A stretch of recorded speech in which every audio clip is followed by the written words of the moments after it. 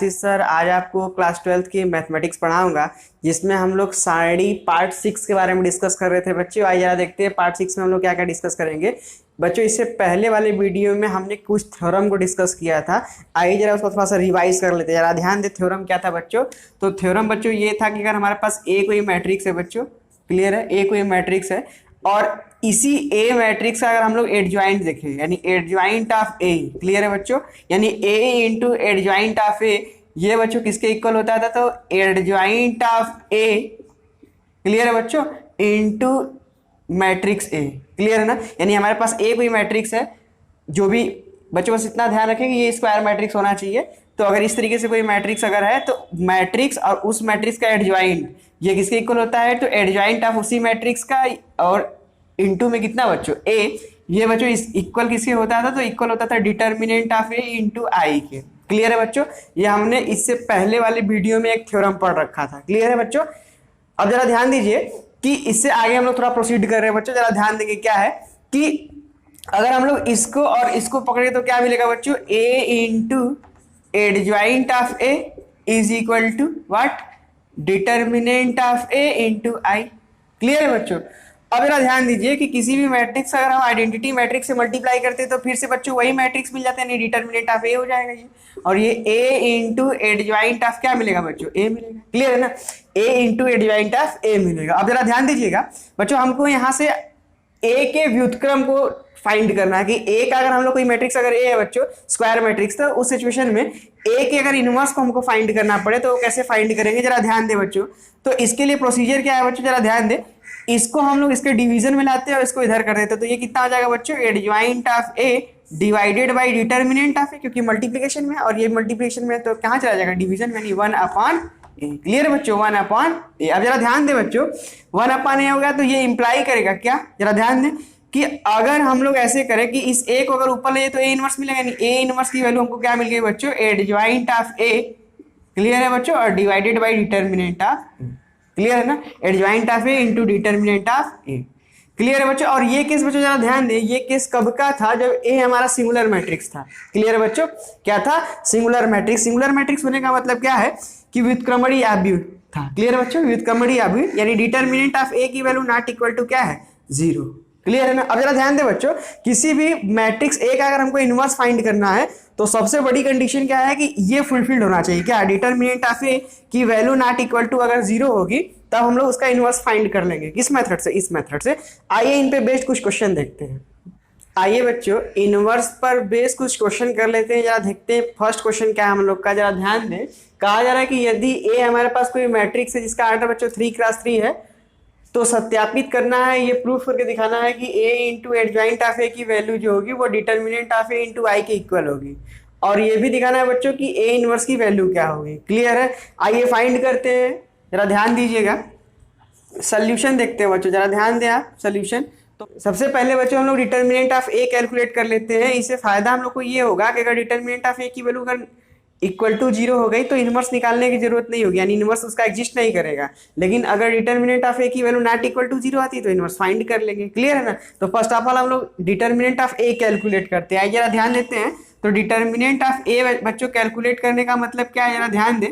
Determinant of ए का मतलब, इसको डिटर्मिनेंट भी लिख देते हैं, 0 1 3 1 2 1 2 3 1, क्लियर है बच्चों। अब इनको किसी भी रो या किसी भी कॉलम के करस्पॉन्डिंग एक्सपेंड कर देते हैं। चलिए R1 के रिस्पेक्ट में इसको एक्सपेंड करते हैं। तो बच्चों फर्स्ट एलिमेंट लिखते हैं, तो ये 0 इसको लिखने की जरूरत नहीं है, तो डायरेक्ट हम लोग सेकंड वाले बढ़ जाते हैं, तो आप लिख भी सकते हैं 0 हो गया इन ब्रैकेट। क्रॉस मल्टीप्लिकेशन बच्चों करा देते हैं, क्रॉस मल्टीप्लिकेशन कराइए तो कितना आ जाएगा 2, और ये फिर कितना आ जाएगा 3, 2 - 3 तो जाएगा 2 - 3। अगेन सिंबल में जो चेंज होता है यहाँ, तो ये कितना आ जाएगा -1 इन ब्रैकेट, इनकी करस्पॉन्डिंग ये वाला रो और ये वाला कॉलम एलिमिनेट हो जाएगा। तो बच्चों कितना हो जाएगा, 1 1 जा 1 और 3 3 जा 9 हो जाएगा, यानी 1 माइनस कितना आ जाएगा बच्चों, 9 हो जाएगा, क्लियर है। नेक्स्ट आगे बढ़ते हैं, तो फिर अगला हो जाएगा +2, क्लियर है ना, +2।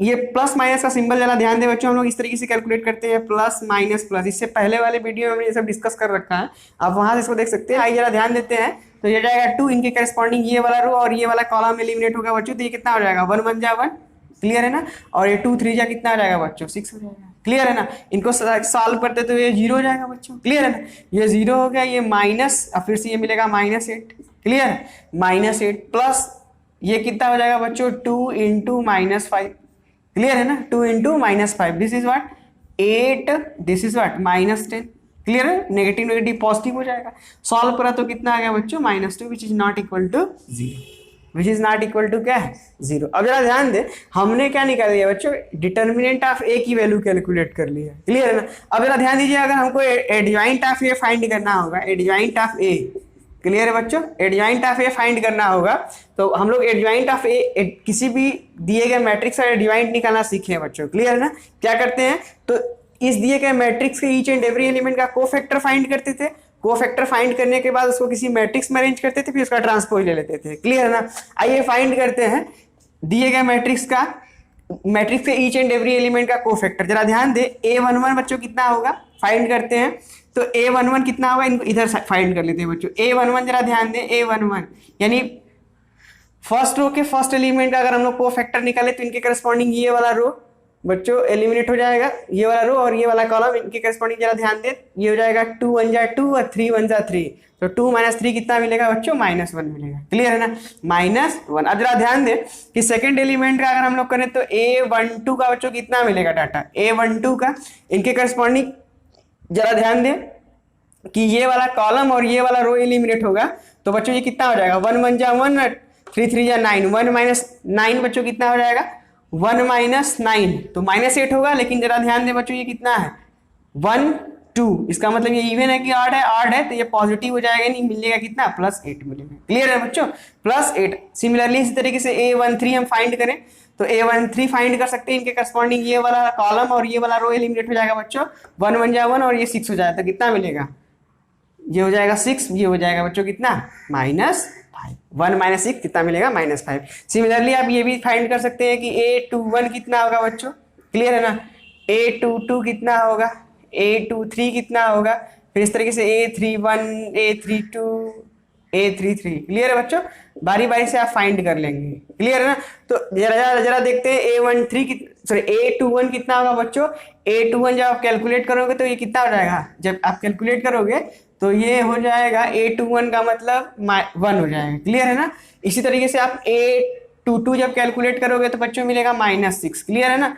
A23 कैलकुलेट करोगे A23 तो मिलेगा बच्चों कितना 3, फिर अगला A31 कैलकुलेट करोगे बच्चों तो मिलेगा -1, क्लियर है बच्चों।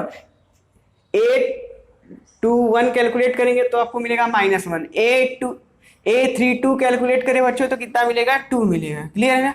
इसी तरीके से A33 कैलकुलेट करें तो बच्चों मिलेगा -1, क्लियर है ना। तो ये दिए गए मैट्रिक्स का बच्चों क्या निकल के आ गया, कोफैक्टर निकल गया, क्या निकल गया बच्चों, कोफैक्टर, क्लियर है ना। अब जरा ध्यान दे, कोफैक्टर को हम लोग किसी एक नए मैट्रिक्स के रूप में अरेंज करते थे, क्लियर है ना। तो यहाँ पे हम लोग क्या लिखा करते थे A11 A12, इस तरीके से A13, फिर क्या लिखा करते थे A21 A22 A23, फिर A31 A32 A33, क्लियर है बच्चों। इसमें डाटा सब्स्टिट्यूट कर दो आप, जो भी डाटा आपने निकाला है -1 8 -5 1 -6 3 -1 2 -1, क्लियर है बच्चों। तो ये हमारा निकल गया B। अब जरा ध्यान दे कि एक्चुअली एडजॉइंट ऑफ ए बच्चों क्या हुआ करता था, याद है आपको, एडजॉइंट ऑफ ए जो होता था ये B का ट्रांसपोज हुआ करता था, क्लियर है ना। दिए गए मैट्रिक्स B का ट्रांसपोज, इसका ट्रांसपोज निकालेंगे तो रो कॉलम में और कॉलम रो में कन्वर्ट हो जाएगा, तो कितना हो जाएगा बच्चों -1 8 -5 1 -6 3 -1 2 -1, तो ये क्या हो गया, दिए गए मैट्रिक्स का एडजॉइंट बच्चों फाइंड हो गया, क्लियर है ना, एडजॉइंट फाइंड कर लिया। अब जरा ध्यान दे कि एडजॉइंट हमने फाइंड कर लिया, तो A into adjoint of A को फाइंड करके देख लेते हैं क्या डिटर्मिनेंट ऑफ A की इक्वल हो रहा है, जरा फाइंड करते हैं। जरा ध्यान दे बच्चों कि हम लोग A into adjoint of A को फाइंड करना चाह रहे हैं, तो A की वैल्यू आपको पता है बच्चों कितना है 0 1 3 1 2 1 2 3 1, क्लियर है बच्चों।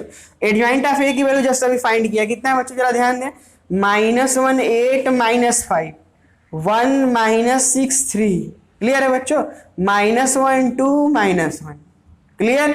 अब इनका मल्टीप्लीकेशन करते हैं। जरा ध्यान दें मल्टीप्लीकेशन कैसे करेंगे बच्चों, तो आप फाइंड कर सकते हैं मल्टीप्लीकेशन।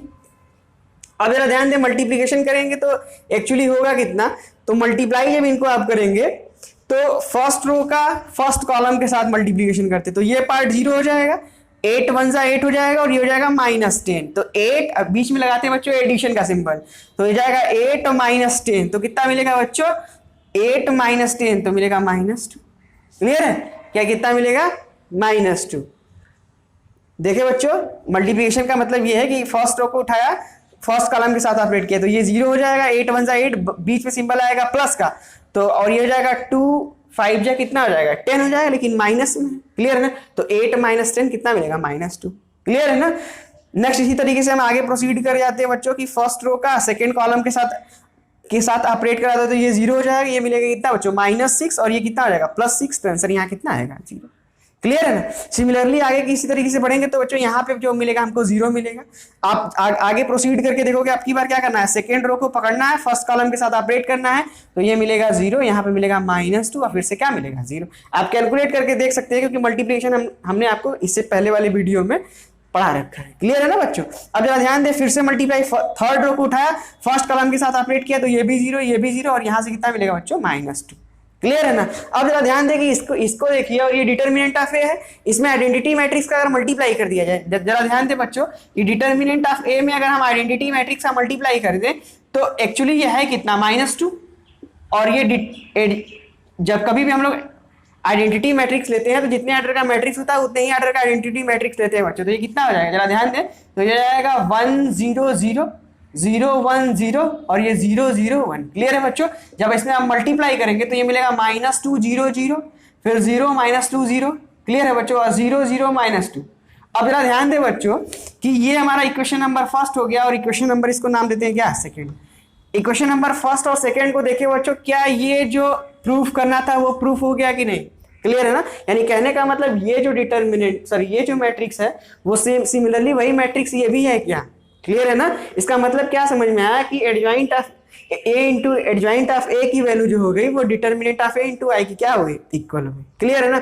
आइए हम लोग देखते हैं नेक्स्ट की ए इनवर्स कैसे फाइंड करेंगे। क्लियर है बच्चों। आइए बच्चों ए इनवर्स फाइंड करते जरा ध्यान दे। अभी हमने पढ़ा है कि डिटर्मिनेंट ऑफ ए की वैल्यू -2 आई और एडजॉइंट ऑफ ए की वैल्यू ये मैट्रिक्स आया है। क्लियर है बच्चों।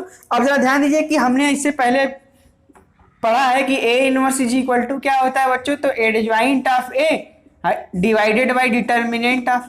क्लियर है बच्चों। अब जरा ध्यान दीजिएगा कि एडजॉइंट ऑफ ए की वैल्यू ये है और डिटर्मिनेंट ऑफ ए की वैल्यू -2 है, तो ये कितना मिलेगा -2। क्लियर है बच्चों। एडजॉइंट ऑफ ए की वैल्यू कितनी है बच्चों -1 8, this is what -5 1 -6 3 -1 2 and -1। Clear है बच्चों। जरा ध्यान दें हमने कुछ नहीं नया किया है। डिटर्मिनेंट ऑफ ए की वैल्यू आपके पास पता था वो -2 है, -2 यहाँ पे हो गया और एडजॉइंट ऑफ ए की वैल्यू हमने फाइंड कर रखा था। क्लियर है बच्चों। एडजॉइंट ऑफ ए की वैल्यू हमने फाइंड कर रखा था, केवल वैल्यू सब्स्टिट्यूट कर दिया। क्लियर है बच्चों। आप चाहे तो इनमें मल्टीप्लाई भी कर सकते हैं। अगर अंदर 1/2 का मल्टीप्लाई करें तो बच्चों कितना मिलेगा, ये मिलेगा 1/2। क्लियर है। नेगेटिव नेगेटिव पॉजिटिव, ये -1/2, ये हो जाएगा 1/2। इधर देखिए बच्चों ये डिवाइड हो जाएगा, जब इससे डिवाइड होगा तो ये मिलेगा -4। क्लियर है बच्चों। इससे डिवाइड होगा तो बच्चों मिलेगा 3, इससे डिवाइड होगा तो बच्चों मिलेगा -1। सिमिलरली ये हो जाएगा बच्चों कितना 5/2, this is what -3/2, this is what 1/2।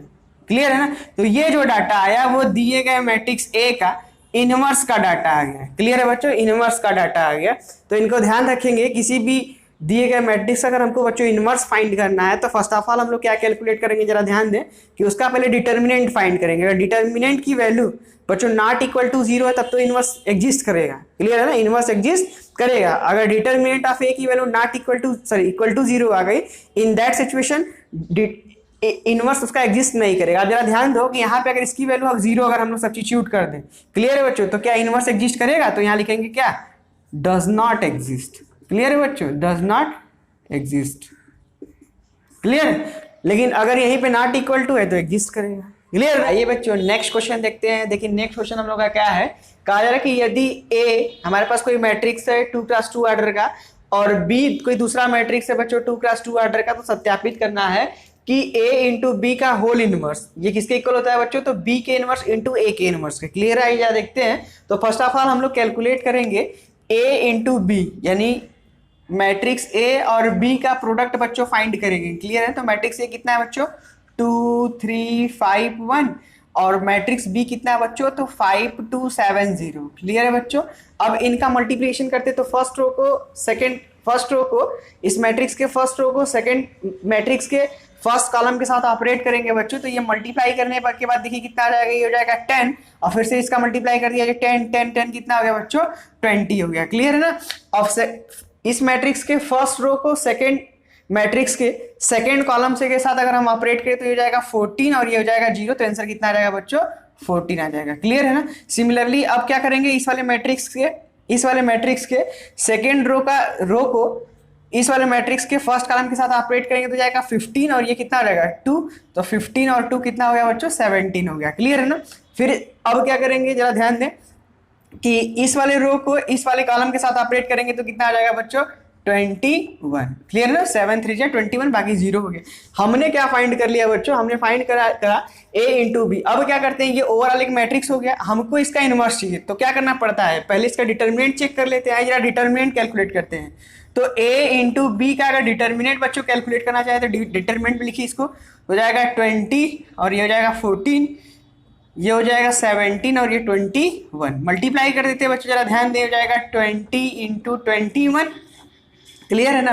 और फिर बीच में सब्ट्रैक्शन का सिंबल 14 इंटू 17। क्लियर है ना बच्चों।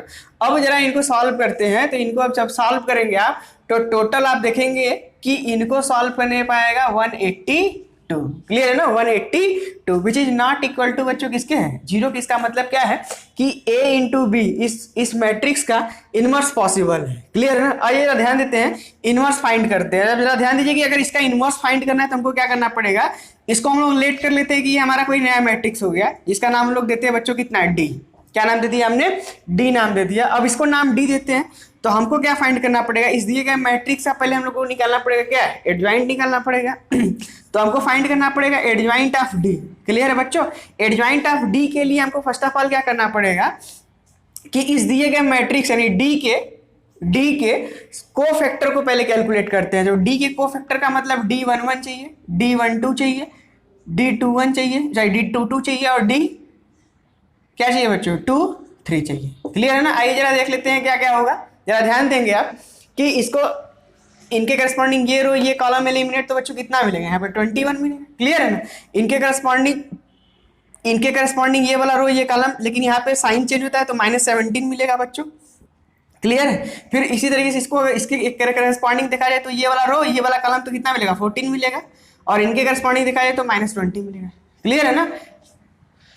क्लियर। अब लिख लीजिए इनको। आइए जरा लिखते हैं, जरा ध्यान देंगे आप। फिर से एक बार कैलकुलेट कर लीजिए बच्चों। देखिए इनके करस्पॉन्डिंग ये लिख दिया, इनके करस्पॉन्डिंग ये, लेकिन सिंबल चेंज होगा क्योंकि ये -1 के पावर 8 हो जाएगा तो ये नेगेटिव देगा। फिर इनके करस्पॉन्डिंग ये देखिए। क्लियर है ना। सॉरी 1 2 यहाँ पे होगा तो ये नेगेटिव और ये वाला बच्चों पॉजिटिव हो जाएगा। क्लियर है। अब सही है। क्लियर। आगे जरा देखते हैं, इनको अरेंज करते हैं एक नया मैट्रिक्स के फॉर्म में लिख देते हैं। नया मैट्रिक्स मान लेते हैं, चलिए सी ले लेते हैं नया मैट्रिक्स। तो इसमें अरेंज करते हैं D11 को, D12 को, फिर D21 को, फिर D22 को। क्लियर है ना। वैल्यू सब्स्टिट्यूट कर दीजिए। 21 -17। क्लियर है बच्चों। -14 दिस इज व्हाट 20। क्लियर है ना। अब जरा ध्यान दीजिए कि एडजॉइंट ऑफ डी की वैल्यू क्या होगी, तो सी का ट्रांसपोज हो जाएगा। तो सी का ट्रांसपोज ले लेते हैं बच्चों, कितना आ जाएगा 21 -17 और ये हो जाएगा -14 और ये हो गया 20। क्लियर है ना। ये बच्चों क्या हमने कैलकुलेट करा, ये हमने कैलकुलेट कर लिया एडजॉइंट ऑफ डी की वैल्यू। क्लियर है। एडजॉइंट ऑफ डी यानी कहने का मतलब है कि adjoint of A into B की वैल्यू। अब जरा ध्यान दीजिए कि हमको ए इंटू बी का होल इनवर्स चाहिए बच्चों। तो इसको अगर फार्मूले से ब्रेक करिए, अगर कोई मैट्रिक्स है तो होता क्या था, adjoint of this matrix is what A into B. Clear है। Whole divided by determinant of A B. Clear है बच्चों। अब जरा ध्यान दीजिए, वैल्यू सब्स्टिट्यूट कर देते हैं तो 1/182 डिटर्मिनेंट ऑफ दिस। क्लियर है। अब जरा ध्यान दीजिए, इसका डाटा हमारे पास अवेलेबल है बच्चों। ये कितना हो जाएगा, तो ये हमारे पास है 21 -14 और -17, ये हो गया कितना बच्चों 20। तो ये हमारे पास किसका डाटा आ गया, ए इंटू बी का होल इनवर्स। क्लियर है ना। अब आगे जरा देखते हैं, हम बी इनवर्स कैलकुलेट करते हैं, फिर बच्चों ए इनवर्स कैलकुलेट करते हैं, फिर इनको मल्टीप्लाई कर देते हैं। क्लियर है, आइए देखते हैं। आइए बच्चों बी इनवर्स कैलकुलेट करते हैं, जरा ध्यान दें। बी इनवर्स कैलकुलेट करने से पहले हम लोग डिटर्मिनेंट ऑफ बी कैलकुलेट करते हैं बच्चों। क्लियर है, determinant of B. Determinant of B का मतलब जरा ध्यान दें बच्चों, ये हो जाएगा 5270। क्लियर है, क्रॉस मल्टीप्लीकेशन करा दी तो ये 0 हो जाएगा बच्चों, और इनका मल्टीप्लीकेशन कराता हूँ -14 आ जाएगा। क्लियर है ना बच्चों, ये कितना आ जाएगा -14 which is not equal to 0। Clear है। सिमिलरली इस तरीके से अगर हमको ए इनवर्स फाइंड करना है बच्चों, तो उस सिचुएशन में डिटर्मिनेंट ऑफ ए कैलकुलेट करना पड़ेगा। क्लियर है ना। तो ये कितना हो जाएगा 2 3 5 1, क्रॉस मल्टीप्लिकेशन करा दी तो जाएगा 2 माइनस कितना बच्चों 15। क्लियर है, सॉल्व करा तो -13 which is not equal to what 0। Clear है ना, which is not equal to 0। अब जरा ध्यान दे बच्चों, हमने बी इनवर्स कैलकुलेट करना था तो हमने डिटर्मिनेंट ऑफ बी कैलकुलेट करा, ए इनवर्स कैलकुलेट करना था, डिटर्मिनेंट ऑफ ए कैलकुलेट करा, which is not equal to 0, यानी सिंगुलर मैट्रिक्स है। क्लियर है ना। अब जरा ध्यान दीजिए कि बी इनवर्स का मतलब हमको क्या करना पड़ेगा, बी इनवर्स के लिए हमको ये फाइंड करना पड़ेगा कि B inverse is equal to क्या, adjoint of A, sorry adjoint of B और divided by determinant of B. Clear है बच्चों। अब जरा ध्यान दीजिए कि हम बी के एडजॉइंट ऑफ बी कैलकुलेट कर रहे हैं बच्चों, जरा ध्यान दें। एडजॉइंट ऑफ बी कैलकुलेट करने के लिए B11 कैलकुलेट करना पड़ेगा, B12 कैलकुलेट करना पड़ेगा, B21 कैलकुलेट करना पड़ेगा, B22 कैलकुलेट करना पड़ेगा। क्लियर है बच्चों। आइए जरा ध्यान देते हैं, इनके करस्पॉन्डिंग देखिए, जरा ध्यान दीजिए। तो ये हमारा हो जाएगा 0। क्लियर है। इनके करस्पॉन्डिंग इनको जरा देखा जाए तो -2। क्लियर है ना।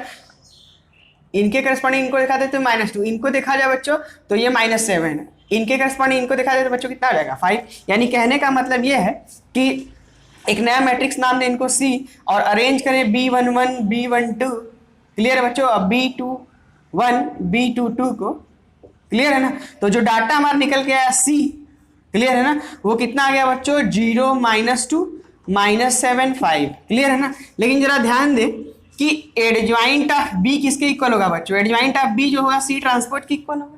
क्लियर है ना, C ट्रांसपोज के इक्वल होगा। जब C ट्रांसपोज के इक्वल हो गया तो ये कितना आ जाएगा 0 -2। क्लियर है बच्चों, -7 5। तो ये हमारा B ट्रांसपोज हो गया। तो वैल्यू रखते हैं, जरा ध्यान दें, इसका वैल्यू हो जाएगा कितना, तो डिटर्मिनेंट ऑफ B की वैल्यू बच्चों कितना -14, यानी 1/-14 हो गया। और इनके प्लेस पे कितना आ जाएगा 0 -7 -2 5। क्लियर है बच्चों, ये हमारा निकल गया B inverse. Similarly A inverse find करने के लिए हमको क्या करना पड़ेगा, ए इनवर्स फाइंड करने के लिए एडजॉइंट ऑफ ए। क्लियर है बच्चों, और divided by determinant of A. Clear है। डिटर्मिनेंट ऑफ ए हमने ऑलरेडी कैलकुलेट कर रखा है बच्चों। अब जरा ध्यान दिया कि ये एडजॉइंट ऑफ ए हमने एडजॉइंट ऑफ ए कैलकुलेट करना है। जरा ध्यान दें, हमको क्या कैलकुलेट करना पड़ेगा, तो हमको कैलकुलेट करना पड़ेगा A11 A12 A21 A22। Clear है बच्चों। आइए जरा ध्यान देते हैं, हम कैलकुलेट करते हैं, दिखते हैं क्या मिलता है। जरा ध्यान दें, इनके करस्पॉन्डिंग ये जो होगा वो 1 हो जाएगा। क्लियर। इस वाले एलिमेंट के करस्पॉन्डिंग ये कितना आ जाएगा -3। क्लियर है बच्चों। इनके करस्पॉन्डिंग ये -5 हो जाएगा, इनके करस्पॉन्डिंग ये 2 हो जाएगा। क्लियर है ना।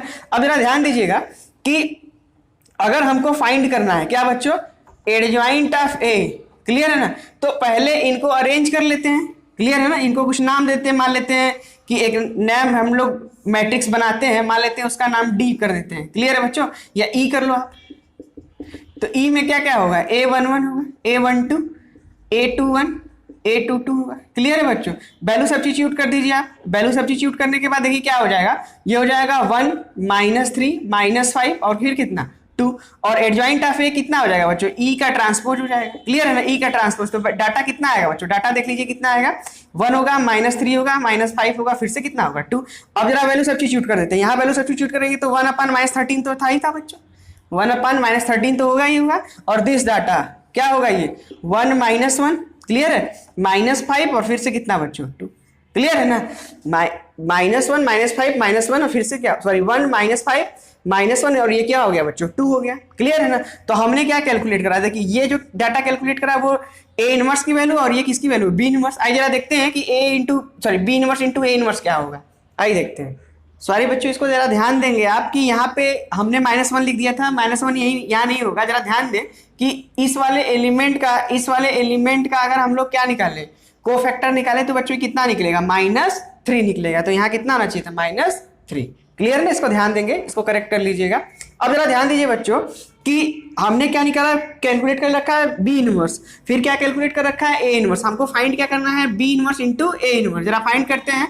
तो B inverse into A inverse, clear है ना। तो बी इनवर्स की वैल्यू कितनी है बच्चों, 1/-14 इन ब्रैकेट कितना 0 -2 -7 फिर से 5, और ए इनवर्स की वैल्यू कितनी है बच्चों -1/13 और दिस व्हाट, तो ये मिलेगा बच्चों 1 -5 -3 और फिर से कितना बच्चों 2, क्लियर। इनको मल्टीप्लाई जब करेंगे बच्चों तो इनको मल्टीप्लाई किया तो प्लस ये हो जाएगा 1/82, और इनका मल्टीप्लिकेशन बच्चों करेंगे करस्पॉन्डिंग रो के अकॉर्डिंग, तो आप यहाँ पाएंगे, यहाँ मिलेगा आपको 21, यहाँ मिलेगा 14, यहाँ मिलेगा -17 और फिर से यहाँ कितना 20। अब जरा ध्यान दे बच्चों, इक्वेशन नंबर ये सेकेंड हो गया और ये हमारा इक्वेशन नंबर फर्स्ट हो गया। जरा ध्यान दे, इक्वेशन नंबर फर्स्ट और सेकंड से हमको क्या पता चलता है बच्चों कि हमने ये कैलकुलेट कर लिया कि a इंटू बी का होल इनवर्स जो होता है वो b inverse into A inverse क्या होता है बच्चों, इक्वल होता है, क्लियर है। तो ध्यान रखेंगे इसका, क्लियर है।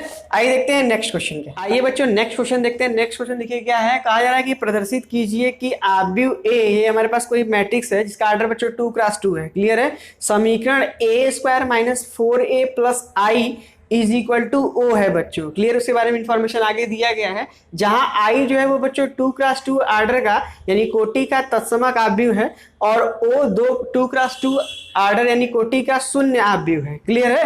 तो और आपको ये भी बताना है इसकी सहायता से ए इनवर्स ज्ञात करें, क्लियर है। इसकी सहायता से ए इनवर्स ज्ञात करना है। पहला काम ये करना है कि बच्चों ये जो समीकरण उसको सत्यापित करना है, ये प्रूफ करके दिखाना है, और दूसरा काम ये करना है कि इनकी सहायता से आपको ए इनवर्स फाइंड करना है, क्लियर है ना। आइए जरा ध्यान देते हैं या सॉल्व करते हैं, जरा ध्यान दे। सोल्यूशन देखिए बच्चों क्या है सोल्यूशन, क्लियर है। अब पहले फर्स्ट ऑफ ऑल उस समीकरण को आप जरा देखें, समीकरण क्या है बच्चों, तो a² - 4a + i is equal to बच्चों ये 0 नहीं है, ये एक नल मैट्रिक्स है 2x2 ऑर्डर का। अब जरा ध्यान दीजिए, फर्स्ट ऑफ ऑल बच्चों हम लोग a² कैलकुलेट करते हैं, क्लियर है। a² कैलकुलेट करने के लिए क्या करना पड़ेगा, ये 2 1, क्लियर, और ये हो जाएगा 3 2, क्लियर है बच्चों, और मल्टीप्लाई करना है इसके साथ हो जाएगा 2 1 और फिर से क्या 3 2, क्लियर है। यानी एक मैट्रिक्स का उसी मैट्रिक्स के साथ अगर मल्टीप्लाई करें बच्चों तो ये लिखा जाता है a² is equal to what, a into A, clear है, a इंटू ए। अब मल्टीप्लाई करते हैं, इस तरीके से हम लोग क्रॉस मल्टीप्लिकेशन किया करते थे। तो फर्स्ट रो को फर्स्ट कॉलम के साथ ऑपरेट कराया जाए तो 4 और ये हो जाएगा 3, तो फर्स्ट एलिमेंट हमारा हो जाएगा 7, क्लियर है ना। अब इनको इनके साथ ऑपरेट कराइए तो कितना आ जाएगा बच्चों 6, और फिर कितना आ जाएगा 6 और 6 से 6 कितना आ जाएगा बच्चों 12। फिर उसके बाद क्या करना है, ये वाला रो को पकड़िए इस कॉलम के साथ, तो 2 1 जा 2, 2 1 जा 2, ये हो जाएगा 4, क्लियर है। इसको इसके साथ ऑपरेट किए तो 3 1 जा 3 और ये 2 2 जा 4, तो 3 या 4 कितना आ जाएगा बच्चों 7, क्लियर है ना। तो हमने क्या फाइंड कर लिया, ए इनवर्स फाइंड कर लिया, सॉरी a² फाइंड कर लिया। अब 4a कैलकुलेट करते हैं बच्चों, 4a कितना आया ध्यान दे, तो 4a यानी a में अगर 4 का मल्टीप्लाई कर दे तो बच्चों ये हो जाएगा 8, क्लियर है ना। 4 2 जा 8, 4 3 जा बच्चों कितना होता है 12, 4 1 जा 4 और 4 2 जा कितना बच्चों 8 हो जाएगा, क्लियर है ना। और आई हमारे हमको पता है बच्चों, आई जो है हमारा आइडेंटिटी मैट्रिक्स है वो 2x2 ऑर्डर का, तो 1 0 0 1 होगा, क्लियर है ना। अब जरा देखते हैं, हम इसका LHS लेके चलते हैं और RHS ला लेते हैं। तो LHS लेके चलते हैं बच्चों। LHS क्या है, तो a² - 4a + i, क्लियर है। तो हमको लाना है बच्चों नल मैट्रिक्स। अब जरा ध्यान दें, इसकी वैल्यू कितनी है बच्चों, तो ये जाएगा 2 1, a² की वैल्यू कितनी है, a² की वैल्यू है 7 4, क्लियर है ना। a² की वैल्यू 7 और 4 है, 7 4 और ये 12 हो गया, फिर 7 हो गया, क्लियर है ना। बीच में सिंबल है माइनस, 4a की वैल्यू कितनी है बच्चों 8 4, फिर से कितना बच्चों 12 8, और फिर से प्लस किसके साथ, आइडेंटिटी मैट्रिक्स 1 0 0 1, क्लियर है बच्चों। सॉल्व करते हैं बच्चों, 7, क्लियर है ना, और ये 8 में से 8 गया बच्चों 0, क्लियर है ना, 8 में से 8 गया 0। सिमिलरली देखिए 12 में से 12 जाएगा बच्चों 0, 4 में से 4 गया 0, क्लियर है बच्चों। और ये देखिए 7 और 1 8 हो गया, 8 में से 8 गया 0, क्लियर है ना। तो ये हमारा मिल गया क्या, ओ कितने ऑर्डर का 2x2 ऑर्डर का, क्लियर है ना। और यही मेरा क्या है बच्चों RHS, क्लियर है। तो फर्स्ट हमने ये प्रूफ करके दिखा दिया कि ये जो समीकरण है वो सत्य है, यानी इसका सत्यापन हो गया, क्लियर। दूसरा काम ये करना है बच्चों आपको कि इनकी सहायता से आपको ए इनवर्स फाइंड करना है, क्लियर है ना। इनकी सहायता से ए इनवर्स फाइंड करना है। आइए जरा देखते हैं इनकी सहायता से ए इनवर्स कैसे फाइंड करेंगे। तो समीकरण लिख लेते हैं बच्चों। समीकरण हमारा देखिए क्या है, समीकरण है a² - 4a, क्लियर है ना, plus identity matrix is equal to 0। अब जरा ध्यान दीजिए, हमको इनवर्स चाहिए, तो इसके right side, sorry both side में हम ए इनवर्स से मल्टीप्लाई कर देते हैं, क्लियर है ना। तो ए इनवर्स से मल्टीप्लाई कर दिया तो ये हो जाएगा ए इनवर्स, इसको ब्रेक कर सकते हैं ए इंटू ए के फॉर्म में, क्लियर है ना।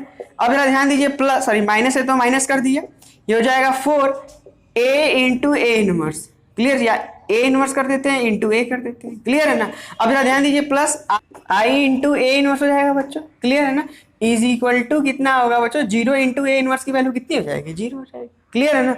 अब जरा ध्यान दीजिएगा कि एक प्रॉपर्टी बच्चों हमने पढ़ा रखा है कि ए इंटू ए इनवर्स जो होता है वो आइडेंटिटी होता है, और ए इनवर्स इंटू आइडेंटिटी फिर से क्या मिल जाता है बच्चों, ए। इन दोनों को याद रखेंगे तो यहाँ से क्या मिला बच्चों, a माइनस 4, और ये identity matrix plus this what identity matrix, sorry A inverse is equal to 0। अब जरा ध्यान दीजिए, ए इनवर्स इसको इधर पक्षांतर कर देते हो तो क्या मिलेगा बच्चों, A inverse is equal to, तो ये हो जाएगा बच्चों माइनस, सॉरी इसको लिखेंगे 4i, क्योंकि ये नेगेटिव पॉजिटिव और ये नेगेटिव ए बन जाएगा, क्लियर है ना। सॉल्व कर लेते हैं इसी को, बस जो भी डाटा आएगा वो हम लोग का इनवर्स हो जाएगा, ए इनवर्स हो जाएगा। अब जरा ध्यान दें कि 4 में सॉरी आइडेंटिटी मैट्रिक्स में अगर 4 का मल्टीप्लाई करें तो ये कितना आ जाएगा, 4004, क्लियर है बच्चों। और जरा ध्यान दें माइनस ए हमारे पास है अवेलेबल बच्चों, ए अवेलेबल है, ए कितना है, ए वहां से ले लेते हैं तो कितना आ जाएगा 2 3 1, और फिर से कितना है 2, सब्ट्रैक्ट कर लीजिए तो ये हो जाएगा कितना, जरा ध्यान दें 4 में से 2 सब्ट्रैक्ट करेंगे तो 2 आएगा बच्चों, क्लियर है ना।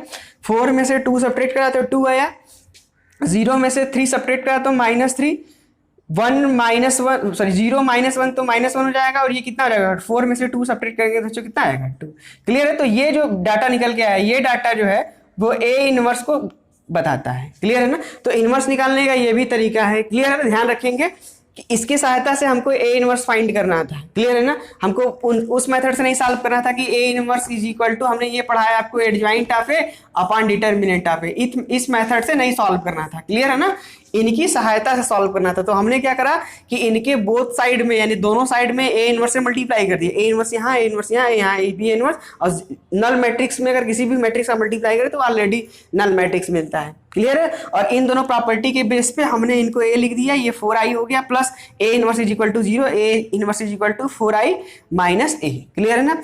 तो आइडेंटिटी मैट्रिक्स पे 4 का मल्टीप्लाई करा तो ये ए की वैल्यू ये सब्ट्रैक्ट करने के बाद ये जो डाटा आया वो किसको रिप्रेजेंट कर रहा है बच्चों, ए इनवर्स को, क्लियर है ना। आइए देखते हैं नेक्स्ट टॉपिक क्या है। आइए बच्चों नेक्स्ट टॉपिक देखते हैं। नेक्स्ट टॉपिक हम लोग क्या क्या है, नेक्स्ट टॉपिक है सारणिकों और आव्यूहों के अनुप्रयोग। यार ध्यान दें, इनका अनुप्रयोग कहाँ पे है बच्चों, तो 2 या 2 से अधिक रैखिक समीकरण निकाय को हल करने में, और 2 या 2 से अधिक रैखिक समीकरणों के संगतता, यानी कहने का मतलब ये संगत है या नहीं वो चेक करने के लिए हम लोग आव्यूह और सारणिकों के अनुप्रयोग के बारे में पढ़ते हैं। अब जरा ध्यान देते हैं कि पहला पढ़ लेते जरा बच्चों की संगत निकाय क्या होता है, और दूसरा क्या है बच्चों, दूसरा हम लोग का है असंगत निकाय। जरा समझते हैं कि संगत निकाय क्या होता है, इसको बच्चों बोलते हैं कंसिस्टेंट सिस्टम, क्लियर है बच्चों, कंसिस्टेंट सिस्टम। और जरा ध्यान दीजिए कहा गया है कोई निकाय संगत कब कहलाता है बच्चों, जरा ध्यान दें, कोई निकाय संगत तब कहलाता है यदि इसके हलों का अस्तित्व यानी हल कुछ ना कुछ मिल जाए, क्लियर है, एक ही मिले या एक से अधिक मिले, क्लियर है बच्चों। तो ऐसे समीकरण निकाय को हम लोग क्या बोलेंगे, यानी रैखिक समीकरण निकाय को हम लोग क्या बोलेंगे कि वो क्या है, संगत निकाय है, क्लियर है बच्चों, यानी कंसिस्टेंट सिस्टम है, क्लियर। अब जरा ध्यान देते हैं सेकेंड क्या है, और इनकंसिस्टेंट क्या होता है, यानी कहने का मतलब असंगत निकाय क्या होता है, तो कहा जा रहा है कि निकाय असंगत तभी कहलाता है जब यदि इसके किसी भी हल का अस्तित्व न हो, यानी कोई सा भी सोल्यूशन ना निकले, यानी नो सोल्यूशन मिले, क्लियर है बच्चों। तो उस सिचुएशन में हम बोलेंगे इनकंसिस्टेंट क्या है, सिस्टम है बच्चों। इसके बारे में कंडीशन क्या है, ये तो थ्योरेटिकल कंडीशन हो गया, मैथमेटिकली कंडीशन क्या होगा उसके बारे में हम आगे पढ़ेंगे। अब जरा देखते हैं कि नेक्स्ट हम लोग का क्या है, तो आगे हम लोग देखते हैं कि 2 या 2 से अधिक रैखिक समीकरण निकाय को आव्यूह विधि द्वारा कैसे सॉल्व करते हैं। आइए बच्चों नेक्स्ट टॉपिक देखते हैं। नेक्स्ट टॉपिक हम लोग का क्या है, जरा ध्यान दें, ये बोर्ड में बहुत इंपॉर्टेंट है बच्चों, ये बोर्ड में हमेशा 8 मार्क्स के क्वेश्चन आते हैं, तो इनको बहुत ध्यान से और केयरफुली देखना है क्योंकि ये बोर्ड में क्वेश्चन छूटने ना पाए, क्लियर है। जरा ध्यान देते हैं कहा क्या गया है, आर्टिकल क्या है कि आव्यूह के व्युत्क्रम द्वारा रैखिक समीकरणों के निकाय का हल जरा देखते हैं, क्लियर है ना। अब जरा ध्यान दीजिए कि मान लेते हैं, माना 3 अज्ञात राशियों x y z में एक घातीय युगपत समीकरण हमारे पास ये है, क्लियर है बच्चों। आपको 3 वेरिएबल हमारे पास दिए गए हैं जिनमें हमारे पास 3 इक्वेशन है, क्लियर है ना। अब इनको क्या करना है, मैट्रिक्स के मेथड से इनको सॉल्व करना है, क्लियर है बच्चों, यानी सॉल्व करके एक्स वाई जेड की वैल्यू बतानी है, क्लियर। आप जरा ध्यान दीजिए कि इस समीकरण 1 को अगर हम लोग मैट्रिक्स के फॉर्म में जब तक कन्वर्ट नहीं करेंगे तब तक सॉल्व नहीं कर पाएंगे, क्लियर है ना, यानी मैट्रिक मेथड से सॉल्व करना है। तो हमने क्या करा कि समीकरण 1 को आव्यूह के रूप में निम्न प्रकार से बदला जा सकता है, कैसे, जरा ध्यान दें। तो इनके जो कोफिशिएंट है बच्चों, क्लियर है, कोफिशिएंट जो है इनके कोफिशिएंट को लेकर एक मैट्रिक्स बना लिया, क्लियर। अब हमारे पास जितने वेरिएबल का मतलब जितने भी चर थे एक्स वाई जेड, एक इसको बोलते हैं क्या बच्चों, इसको बोलते हैं वेरिएबल मैट्रिक्स, और ये हमारे पास कांस्टेंट है, क्लियर है ना, यानी जो भी हमारा 2 4 10 इस तरीके का होगा, क्लियर है ना, 0 भी हो सकता है, वो डिपेंड करता है फॉरएवर कुछ भी हो।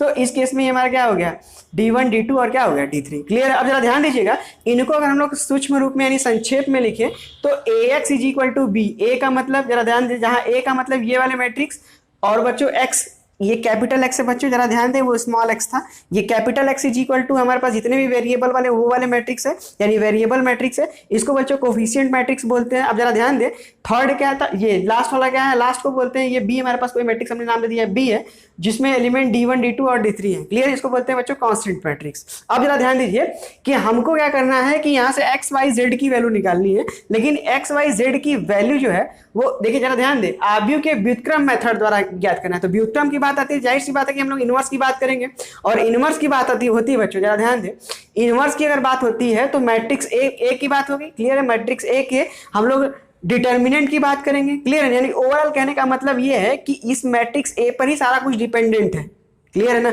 यानी मैट्रिक्स ए का अगर डिटर्मिनेंट 0 के इक्वल हो गया तो उन दैट सिचुएशन हमको क्या सोल्यूशन मिलेगा, नहीं मिलेगा। तो अगर नॉट इक्वल टू 0 हो जाएगा तो वहां पे हमको कोई ना कोई सोल्यूशन मिलेगा, अगर इक्वल टू 0 हो गया तो उस सिचुएशन में कोई सोल्यूशन नहीं मिलेगा, कुछ भी आंसर नहीं मिलेगा। तो बाकी डिपेंड करता है ये मैट्रिक्स ए पे, क्लियर है बच्चों, इस मैट्रिक्स ए पे। तो आइए देखते हैं, इस मैट्रिक्स ए पे हमारे पास 2 कंडीशन बनेगा कि जब डिटर्मिनेंट ऑफ ए की वैल्यू नॉट इक्वल टू 0 हो, और दूसरा केस ये बनेगा जब डिटर्मिनेंट ऑफ ए की वैल्यू इक्वल टू क्या हो जाए 0। तो आइए देखते हैं फर्स्ट केस क्या है।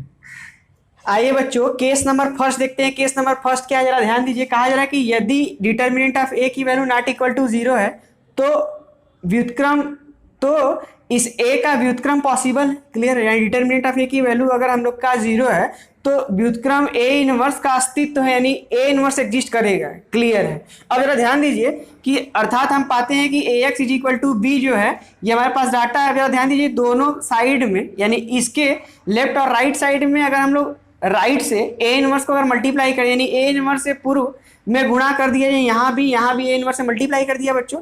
अब क्या है, साचर नियम से ये क्या हो जाएगा, ये इसके साथ एसोसिएट हो जाएगा, क्लियर है ना, एसोसिएट हो गया इसके साथ। अब जरा ध्यान दीजिए, ए इंटू ए इनवर्स = क्या होता है बच्चों, आइडेंटिटी मैट्रिक्स होता है, इससे पहले हम लोगों ने पढ़ रखा है। तो identity matrix into X = A inverse into B हो गया। और किसी भी मैट्रिक्स अगर आइडेंटिटी मैट्रिक्स से मल्टीप्लाई किया जाए बच्चों तो उस सिचुएशन में आप देखेंगे तो फिर से वही मैट्रिक्स मिल जाएगा, यानी एक्स = क्या मिलेगा, ए इनवर्स इंटू बी। अब जरा ध्यान दीजिए कि अगर इस सिचुएशन में अगर ऐसा क्या हो रहा है, जरा ध्यान दे बच्चों, जरा ध्यान दे कि हमारे पास ए जो मैट्रिक्स था उसका आर्डर बच्चों 3x3 आर्डर का था, क्लियर है ना। अब जरा ध्यान दीजिए, एक्स जो था उसका आर्डर बच्चों कितना था, तो आप देखेंगे तो नंबर ऑफ रो जो थे, नंबर ऑफ रो 3 थे, नंबर ऑफ कॉलम 1 था, तो 3x1 था, क्लियर है। और बी का भी जो आर्डर था, बी जो था उसका भी आर्डर बच्चों 3x कितना था, 1 था। अब जरा ध्यान दीजिए, इस सिचुएशन में क्या है, जाहिर सी बात अगर ए है तो ए का इनवर्स बी कितने आर्डर का होगा बच्चों, ए का इनवर्स बी 3x3 आर्डर का होगा, क्लियर है ना, 3x3। अब इनका इनके साथ मल्टीप्लिकेशन किया है तो 3x3 और 3x1, तो जो नया मैट्रिक्स बनेगा वो 3x1 आर्डर का होगा, क्लियर है ना। और x भी हमारा कितने आर्डर का बच्चों, 3x1, यानी 3x1, इधर भी 3x1, यानी कहने का मतलब है कि x को हम लोग XYZ लिखेंगे, बाकी हम लोग कंपेयर कर लेंगे तो वहां से x की वैल्यू, y की वैल्यू और z की वैल्यू इजीली सॉल्व कर पाएंगे। एक क्वेश्चन के थ्रू हम लोग देखेंगे तो अच्छे समझ में आएगा जो हमने यहाँ पे ये डाटा बता रखा है, क्लियर है ना। अब जरा ध्यान दीजिए, कहा जा रहा है कि जो दिए गए समीकरण निकाय का अद्वितीय हल होगा, यानी कहने का मतलब इसको सॉल्व करेंगे तो ये यूनिक इसका सोल्यूशन मिलेगा, अद्वितीय हल प्रदान करता है। कारण क्या है, जरा ध्यान दें बच्चों, क्योंकि किसी भी आव्यूह का हम लोग अगर इनवर्स फाइंड करें तो उसका इनवर्स जो होता है वो यूनिक होता है, यानी कहने का मतलब अद्वितीय होता है, किसी भी मैट्रिक्स का एक से ज्यादा इनवर्स पॉसिबल नहीं है। तो बात यही कहा गया क्योंकि आव्यूह का व्युत्क्रम अद्वितीय होता है, जो ये समीकरण का या समीकरण निकाय को हल करने की यह विधि, यानी कहने का मतलब ये जो प्रोसेस होता है, ये जो सॉल्व करने का प्रोसेस होता है, उसको हम लोग क्या बोलते हैं बच्चों? आव्यूह विधि। क्या बोलते हैं? आव्यूह विधि। तो आपके एग्जाम में ऐसे ढेर सारे क्वेश्चन आते हैं, 8 मार्क्स का तो एक क्वेश्चन जरूर आता है कि इस तरीके से समीकरण निकाय दिया होगा और कहेगा कि आप इसको आव्यूह विधि से हल करिए। तो आव्यूह विधि से हल करने का ये पूरा प्रोसीजर हम फॉलो करेंगे बच्चों, यानी कहने का मतलब इनको ax is equal to B के फॉर्म में बदलेंगे, फिर सॉल्व करने के बाद हम लोग a का इनवर्स फाइंड करेंगे, डिटर्मिनेंट पहले फाइंड करेंगे, अगर इक्वल टू 0 है तो वहां से इनवर्स फाइंड कर लेंगे, फिर उसके बाद क्या करेंगे कि b से मल्टीप्लाई कर देंगे, जो डाटा आएगा वो x के इक्वल कर देंगे, फिर करस्पॉन्डिंग एलिमेंट्स को कंपेयर कर लेंगे, वहां से एक्स वाई जेड जितने भी वेरिएबल होंगे सारे वेरिएबल की वैल्यू आ जाएगी। क्लियर है ना? आइए केस नंबर सेकंड देखते हैं, जब डिटर्मिनेंट ऑफ ए की वैल्यू इक्वल टू 0 हो जाए, इक्वल टू 0 हो जाए। आइए देखते हैं। आइए बच्चों केस नंबर 2 देखते हैं, जरा ध्यान दे। केस नंबर 2 क्या है? कहा जा रहा है कि यदि डिटर्मिनेंट ऑफ ए की वैल्यू अगर इक्वल टू 0 हो जाए, डिटर्मिनेंट ऑफ ए की वैल्यू बच्चों क्या हो जाए? 0 हो जाए, तो इस स्थिति में हम क्या करेंगे बच्चों? एडजॉइंट ऑफ ए फाइंड करेंगे, इंटू बी ज्ञात करते हैं। क्लियर है ना? Adjoint of A into B find कर लेंगे। अब जरा ध्यान दीजिए, इसमें भी दो केस है बच्चों कि यदि adjoint of A into B की वैल्यू नॉट इक्वल टू 0 है तो कोई हल नहीं होता है, यानी कोई सा भी सोल्यूशन नहीं मिलेगा, और समीकरण निकाय बच्चों क्या कहलाएगा? इनकंसिस्टेंट, यानी असंगत कहलाता है। क्लियर है बच्चों? इनकंसिस्टेंट कहलाएगा, यानी कहने का मतलब किसी भी समीकरण निकाय को बच्चों, ध्यान दे बच्चों, किसी भी समीकरण निकाय को अगर हमको इनकंसिस्टेंट दिखाना है तो उस सिचुएशन में एडजॉइंट ऑफ ए फाइंड कर लीजिए। क्लियर है बच्चों? इंटू बी फाइंड कर लीजिए, और ये वैल्यू चेक कर लेते हैं, अगर नॉट इक्वल टू 0 हो जाता है तो उस सिचुएशन में बोलेंगे कि जो समीकरण निकाय है वो क्या है बच्चों? असंगत, यानी कहने का मतलब इनकंसिस्टेंट है। क्लियर है ना? इसका ध्यान रखेंगे बच्चों। आइए देखते हैं सेकंड क्या है, जरा देखिए सेकंड क्या है कि एडजॉइंट ऑफ ए की वैल्यू अगर इक्वल टू 0 हो जाए बच्चों, एडजॉइंट ऑफ ए की वैल्यू इक्वल टू 0 हो जाए, तब समीकरण निकाय जो होता है संगत या असंगत होता है। क्लियर है बच्चों? समीकरण निकाय संगत या असंगत होगा।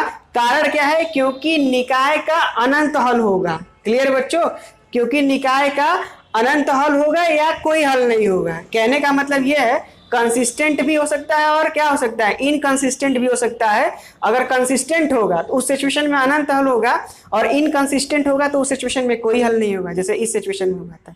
क्लियर है बच्चों? अब जरा ध्यान दे बच्चों कि इस पूरे डाटा पे, क्लियर है, इस पूरे डाटा पे हम क्वेश्चन जो है वो नेक्स्ट टर्म पे देखेंगे। क्लियर है ना? यानी नेक्स्ट आने वाले वीडियो में। तो ध्यान दे बच्चों, आने वाले वीडियो को मिस ना करें।